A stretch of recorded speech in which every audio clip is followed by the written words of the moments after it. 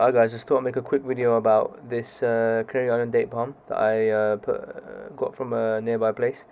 So as you can see, it's a very large specimen with about 5+ feet of trunk.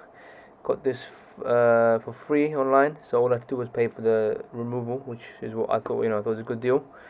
But yeah, so yeah, then we went to the site, we cut off the extra fronds.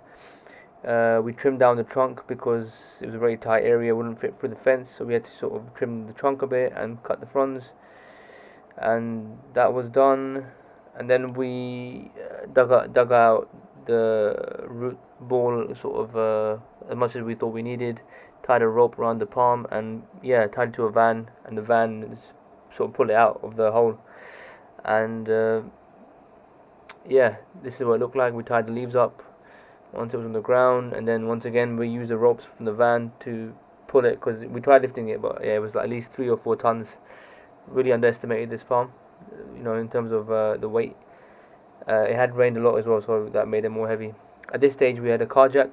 The plan was initially to put it into a van and to move it that way, but yeah, that didn't really work out. It just was too heavy. It was a bit short-sighted, but anyways, so we left it there overnight. We pushed it back in with the van. It got a bit damaged, as you can see there, corner. So we tied the root ball with burlap and just watered it well. It is what it is. We couldn't do much.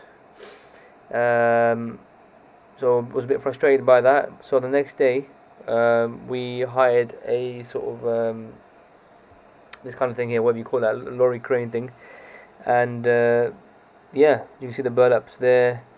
We had to use this to carry it out the way. I mean, it's the only option we had left, really, because I didn't want to leave it laying there for any more than one night. So this was in February, mind you, it was in winter, so it wasn't necessarily dry or hot, but it was cold. But yeah, I mean, lifted it up with no problem, and put it in the back of this truck, and we drove it to the current location. Which was all well and good. There you go. So we dug out the hole, and this is the root ball here that you can see. A few feet of root ball, and this is what it looked like once it was planted into the ground. It looked really nice. Really happy with the result at this stage. Planted it a little bit deeper than it should, because just so it's more stable when it doesn't blow over, kind of thing. So after a few weeks, the edges started to get brown, as you can see in this picture. So it's that sort of shock process started, which I thought it was usual and wasn't really worried about too much. But then we had 3 storms back to back in this year, which is 2019, I think, 2020. I think it's 2020. So then, as you can see, the main center is sort of going on one side here. So I got a bit worried here, thinking, okay, what's happening here? And at this stage, we just tied it up with ropes in all 4 corners to keep it stable in the middle. But yeah, that didn't really do much, because it was just, for whatever reason, there was just so many storms in this year when the tree was planted in February, March. And eventually, when weather got warmer, the fronds all dried up. As you can see, they got brown. There's a bit of green in there, so I thought it might be okay. We cut off all the fronds, but it wasn't okay. There was a spear pull, and it was all mushy and moldy inside. So I kind of thought the tree was a goner. I kind of, if I'm being honest, gave up hope on it, thinking. Then I saw online about hydrogen peroxide. So we can't really get copper fungicide for some reason in the UK. It's not easy. So I found hydrogen peroxide. They say 3%, but I kind of went with the 6% just to give that extra power. So also I thought. So literally I spent over £100 on these chemicals. I've been pouring them during the winter for one whole year, every week, like a healthy amount. And as you can see, this is the result from about 6 weeks ago, I think. So you can see this is what's left of all the rotted, moldy fronds that were cut off, and there's showing a little bit of green in the middle there.